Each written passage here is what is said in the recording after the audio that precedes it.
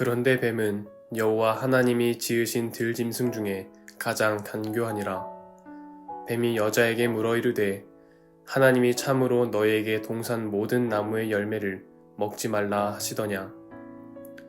여자가 뱀에게 말하되 동산 나무의 열매를 우리가 먹을 수 있으나 동산 중앙에 있는 나무의 열매는 하나님의 말씀에 너희는 먹지도 말고 만지지도 말라 너희가 죽을까 하노라 하셨느니라.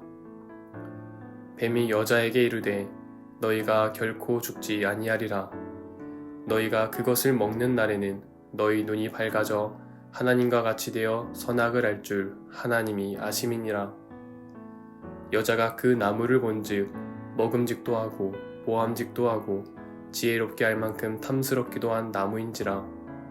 여자가 그 열매를 따먹고 자기와 함께 있는 남편에게도 주매 그도 먹은지라. 이에 그들의 눈이 밝아져 자기들이 벗은 줄을 알고 무화과 나무 잎을 엮어 치마로 삼았더라.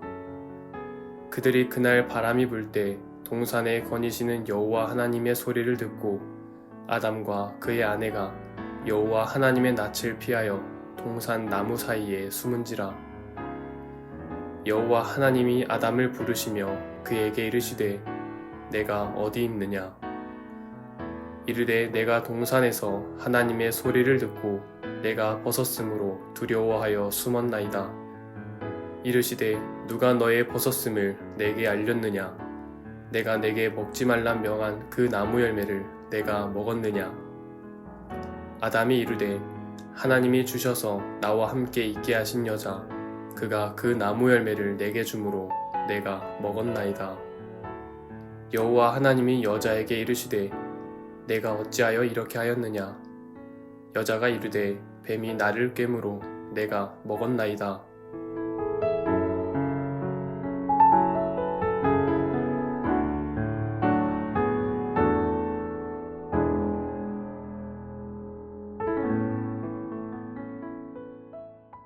오늘은 창세기 3장에 있는 말씀을 가지고 하나님의 은혜를 나누고자 합니다. 창세기 3장은 죄에 관한 문제를 다루고 있어요. 죄는 어떤 일을 하는가라는 이야기인데, 죄라는 것은 우리 스스로를 발견하지 못하게 합니다. 그러니까 우리가 하나님의 자녀인데, 하나님의 백성인데 우리 스스로가 하나님의 자녀인 것을 발견하지 못하게 한다라는 얘기예요. 거기에는 유혹이라는 것이 있습니다. 뱀이 여자에게 참으로 너희에게 동산 모든 나무의 열매를 먹지 말라 하시더냐 이렇게 물어요. 그냥 선악과 이 나무 먹지 말라 했냐? 라고 물어보면 먹지 말아라 라고 이야기하셨어. 이렇게 단순하게 대답할 수가 있어요. 그런데 그렇게 질문하지 않아요. 사탄 마귀는 오늘 우리에게 이 모든 과실을 먹지 말라 하더냐 라고 얘기하면서 그 안에 은근슬쩍 섞어서 얘기해요. 요 정도쯤은 괜찮지 않아? 이 정도 못하는 사람이 어디 있어? 이 정도는 다 죄를 짓고 살지 않아? 이렇게 이야기하면서 마치 그런 것들은 괜찮은 것처럼 모든 과일들을 그 안에 슬쩍 선악과를 집어넣는 그런 일들을 감당하고 있다는 얘기예요. 그러니까 거기에 어떻게 됩니까? 오늘 우리들의 삶 속에 대답도 역시 마찬가지예요. 뭐라고 이야기합니까? 이에 여자가 대답하되 너희가 죽을까 하노라. 이렇게 얘기하셨다는 얘기예요.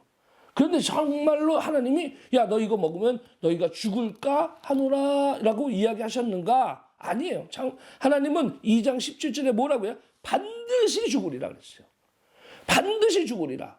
그 얘기를 자기가 어떻게 합니까? 죽을까 하노라 라고 또 섞어요. 거기다가. 은근슬쩍. 물을 타는 거예요.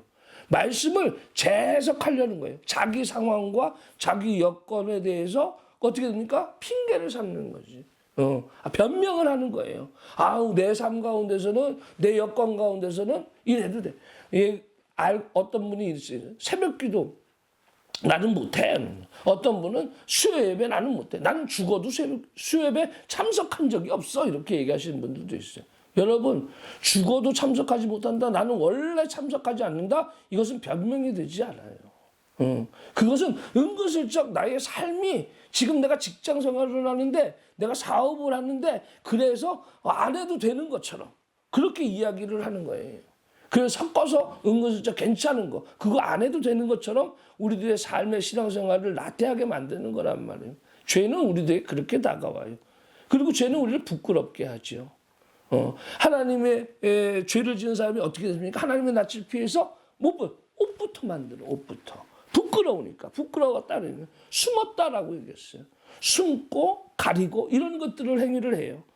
오늘 우리들에게 죄 가운데 있으면 뭐라고 가르쳐요? 세상은 야 숨겨. 야 감춰. 그걸 드러낼 필요 뭐 있어. 야 감춰 숨겨 이렇게 얘기합니다. 그런데 성경은 예수님은 세례 요한은 죄에 대해서 이렇게 얘기해요. 회개하라. 회개하라. 회개라는 것은 드러내라라는 얘기예요. 드러내라라는 얘기예요. 내가 잘못했습니다. 내가 이 문제 가운데 부끄럽습니다. 하나님 앞에 이렇게 내놓는 거예요. 숨는다고 되는 문제가 아니에요. 숨긴다고 되는 문제가 아니에요. 가린다고 되는 문제가 아니에요. 우리는 죄의 문제를 세상적인 방법이 아니라 하나님의 방법대로 하나님 내가 잘못했습니다. 드러낼 수 있는 우리들의 용기도 필요하다라는 얘기예요. 그것도 죄는 전가시키는 속성이 있어요. 전가시키는. 다른 사람에게 전가시키는. 뱀 때문에 내가 먹었어요.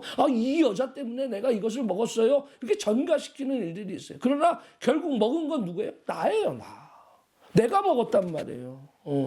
누구 때문에 자꾸 다른 사람 앞에 전가시키려고 하지만 결국 그 문제 가운데, 그 죄 가운데 어떻습니까? 당사자는 자기라는 얘기예요.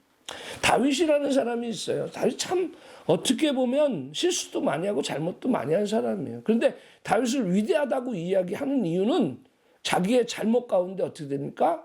고백했다라는 거예요. 시편 51편은 다윗이 밧세바라는 여인과 동침한 후 이것을 잘못된 것을 나단 선지자가 지적을 합니다.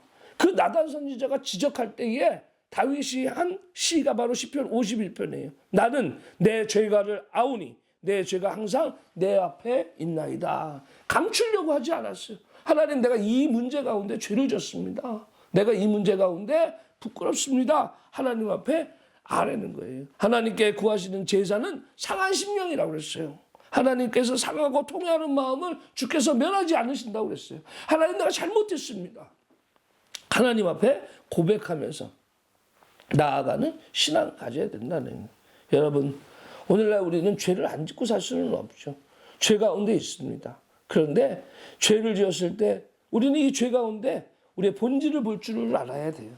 나는 이것을 변명하려고 하는가? 이것을 섞어서 그냥 괜찮은 것처럼 포장하려고 하는가? 내가 죄 지은 거 세상 사람들이 다 짓는 죄인데 나 뭐 이거 정도는 어때? 라고 이야기하는가? 아니에요. 정령 죽으리라. 죄는 죄예요. 아닌 건 아니에요. 우리가 결단하고 하나님 내가 잘못했습니다. 하나님 앞에 우리의 죄의 문제를 회개할 줄 알아야 돼요. 통회할 줄 알아야 돼요. 그리고 그것을 다른 것에 대해서 전가시키려고 하지 마세요. 하나님 내가 잘못했습니다. 이런 솔직한 심령으로 나아갈 때 비로소 우리는 그 죄의 문제 가운데 하나님의 십자가의 보혈로 그 은혜 가운데 용서함을 받는 우리들의 삶의 모습이 될 수 있을 거예요. 오늘도 주신 말씀 가운데 승리하시길 주님의 이름으로 축원합니다.